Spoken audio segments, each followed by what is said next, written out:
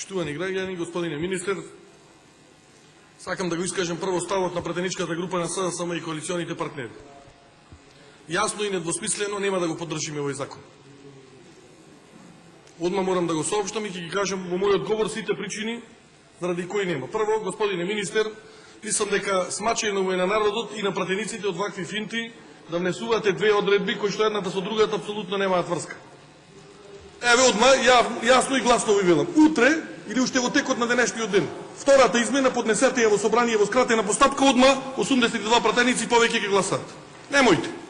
Мислам, апсолутно немојте ослободување на царини и даноци да поврзуваме со армија мој дом. Значи, тоа не. Утре, во текот на денешниот ден, во скратена постапка, во итна седница, одма го гласаме. За армија дом и становите одма да бидат ослободени. Меѓутоа да се вратам на првата измена за која што како пратеници поднесовме амандман за бришење на овој член.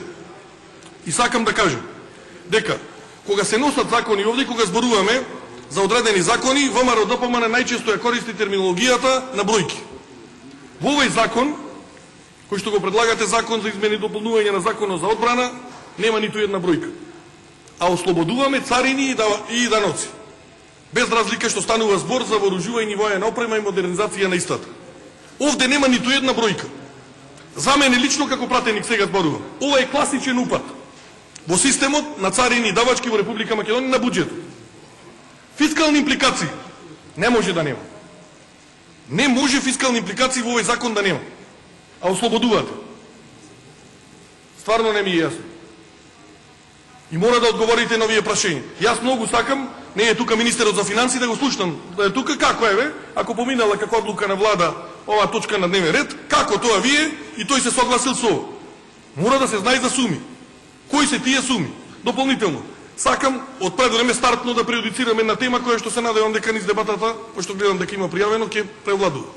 Овој закон нити има некаква врска со аспирации со НАТО, одма да го демантирам тоа, пошто можам да предвидам кои би биле обвинувањата, и второ, апсолутно никаква врска нема со воен стандард на војниците. Тоа да бидеме на чисто.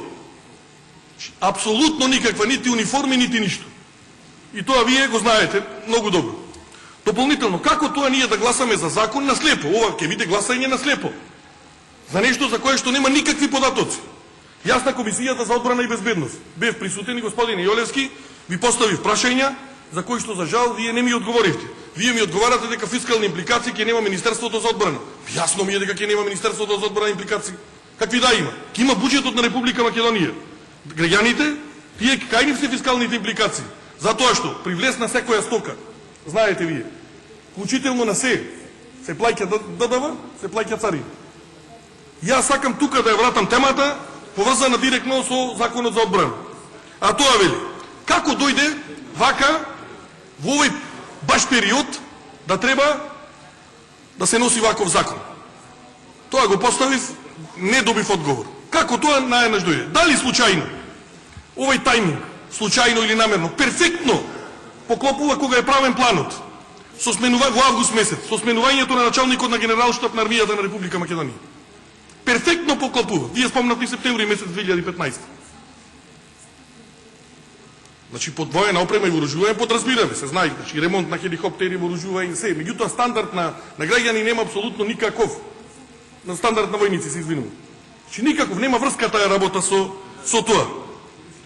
Јас го поставувам прашањето, постои ли конкретен план? Наредни 10, 12, 15 години, колку се тврдеше дека постои таков план? Колкав е тој план? 200 милиони, 230 милиони, 250 милиони евра. Дали постои таков план? Дополнително, кога е тој план изработен и од кого е изработен тој план? Овие се мислам прашања за кои што, бидејќи зборуваме за пари. Овде треба граѓаните да сватат во Република Македонија и пратениците дека во овој закон нема никакво подобрување на стандард, овде зборуваме за пари. За кеш пари од граѓаните на Република Македонија. Ако се 250 милиони, тоа е 10% од еден буџет во една фискална година. За големи пари зборуваме. Понатаму, кога се отвара расправа, без фискалните импликации нема бегање. Еве клучно прашање друго да поставам. Вие велите дека неопходна е, и јас се согласувам, секогаш ќе биде неопходна опремата во армијата. Да поставам едно прашање. Дали не е потребна опремата и зошто не барате не се прави класичен упат во моментот во Министерството за внатрешни работи да го прави тоа, да го прави УБК, Агенцијата за разузнавање, таму нема опрема. Зошто законот ако треба да важи за Министерството за одбрана, не важи за Министерството за внатрешни работи? Еве гледаме што се случува на пример на границата. Јас не верувам дека на Министерството за внатрешни работи не им е потребна опрема. Напротив. Сметам дека им е потребна затоа што како што ја следам целокупната ситуација со мигрантската криза, армијата е само испомош на Министерството за внатрешни работи на границата. Еве најлогично прашање и вие, претпоставам, кога сте дискутирале на седница на влада, требало тоа прашање да го расчистите. Не знам дали таа дебата се водело со актуелниот министер или со претходниот министер за внатрешни работи Чавков. Овие се суштински прашања за кое што кога разговара собранието треба да добие јасни аргументи заради гласа и не случајно. Господине Јолевски, овој не е закон обичен, ова е системски закон за кој што треба 82 пратеници за да гласаат, не да бидат присутни, да гласаат за. Нити на комисијата се надевам овде, ќе се одважите, ќе дадете некаков одговор. Дополнително, одма имаме многу јасни аргументи кога зборувате за подобрување на стандард. Не треба укинување на царина и на ДДВ. На почеток на годината, пред почетокот на фискалната година се носи буџет во ова собрание. Ама што се случува со тој буџет? Се предвидуваат на почеток пари. Согласно програмата со НАТО, 2,3 до 2,6% од БДП треба да бидат пари конкретно за армијата. Што правите вие? Вие имате 1,1, 1,2, оди до 1,4 ако е планирано или предвидување во буџетот и првите пари кои што се кинат во ребалансот на буџетот се од тоа. И по тоа ние гледаме колку е декларативна намерата на ВМРО ДПМН за членство во НАТО. Првите пари кога се тргаат од ребаланс за некаква друга потреба, се земаат од таму. Дополнително, може би е досадно, меѓутоа тоа е вистина и секоја паралела и споредба поврзана со проектот Скопје 2014 носи ова. Тие се тие пари за кои што опозицијата со години зборува. Дека панорамско тркало, 1000 други глупости, не знам какви преплатени прескапи споменици се даваат, а на крајот сега ние да велиме во тој план, еди кој си план, не знаеме никој кој, затоа што претпоставувам дека ниеден од овие 123 пратеника, може би часи често исклучоци, го има видено или го нема видено, тој план, како се предвидувани тие пари. Еве, хипотетичко прашање. Дали е позадината на тој план? Одма сега да се земи целата опрема и во наредните 12 години да се отплаќа. Дали има таква позадина? Значи, овие се прашања легитимни, кои што ги поставуваме како опозиција, бидејќи во законот од 2 члена, од кои што вториот член на законот апсолутно нема никаква врска со првиот и за кој што еве јавно кажувам дека сме за, меѓутоа тоа е тоа што и се случува на оваа држава, кога сакаме една работа да ја протуркаме, па ќе ставиме една добра како втор член и сега, знаете, овие од СДСМ нема да гласаат за армијата му, немојте така. Таа работа не повинува. Тоа може да се спинува, може тоа да го прават поедини мегафони владини, сето тоа може да се прави. Но треба да ја расчистиме работата поврзана со она што е клучната измена. Овде вие сте пуштали со поеден член измени на закон и немало проблем во гласањето. Последниот пат мислам дека за законот за одбрана опозицијата недвосмислено и гласаше и дебатираше околу таа работа. Прашањето е сега, зошто, значи, барам реално, ве замолувам, значи, сега, во рамките на она што, меѓутоа, немојте, пошто спомнавте дека и представниците на НАТО во септември месец се запознани, дека се треба да се биде за некоја закрила на воена тајна. Сам дајте тие работи да ги расчистиме. Тоа што е воена тајна и класифицирано, нити бара некој, нити може да бара да биде овде зборувано. Тоа може да има сертификати, па затворени седници со 80 дни и така натаму, тие се други форми на работи. Но мора да дадете јасни и прецизни одговори. Затоа што спомнувањето на аспирацијата за НАТО. Знаете дека уште во времето на СДСМ сериозни работи се направени за членство во НАТО. Сериозни, многу сериозни. Така да тоа стартно анблок го одбивам. Со индигнација ќе го одбијам ако би биде како евентуален тип на реплика кажам. Затоа, значи, овде зборуваме за еден класичен систем на упат. Значи, бројки нема, како да ви кажам. Мора некоја бројка да има, мора некој план да има и врз база на тој план. Ако во таа фискална година се предвидувани, може би се 3 милиони евра предвидени, може би се 5 милиони, може би во наредните 10, 20 некаде милиони во некоја фискална година. Може би 25, ма никој не го знае. Затоа јас велам. Сега ние овде како пратеници, заради нешто што не велам, многу е важно ова. Меѓутоа сме донесени во ситуација на слепо да гласа. Ние не можеме тоа да го дозволиме. Апсолутно на никаков начин. А за втората одреден одел се согласувам и одма во скратена постапка пуштате го вториот одел, апсолутно нема никаков проблем и за домот на армија Мој дом и за сите други. Меѓутоа, дајте ве замолувам овде сериозни аргументи зошто на мала врата, ова е буквално на мала, замислете, системски закон. Не можам да сватам да оди во скратена постапка. Значи не правиме муабет за некоја променета запирка, ма да и запирката некогаш може да смени одреден текст на законот. Овде зборуваме за пари, овде зборуваме за ослободување на ДДВ, зборуваме за мислам дека зборуваме за сериозни пари. Не верувам дека ако има толку пари Министерството за одбрана во тој дел, дека за мали пари бара измена, замислете измена на цел закон, кој што ќе важи во идни години, на вооружување и воена опрема и модернизација на истата. И затоа шпекулации од типо предавници, патриоти, ние сме поголеми помади, па сега на нас. Она што господинот Мисовски го кажа на почеток, на војската со години ние зборуваме дека и треба еден куп амандмани се дадени тука за војнички униформи, за се што им е потребно на војниците во Република Македонија.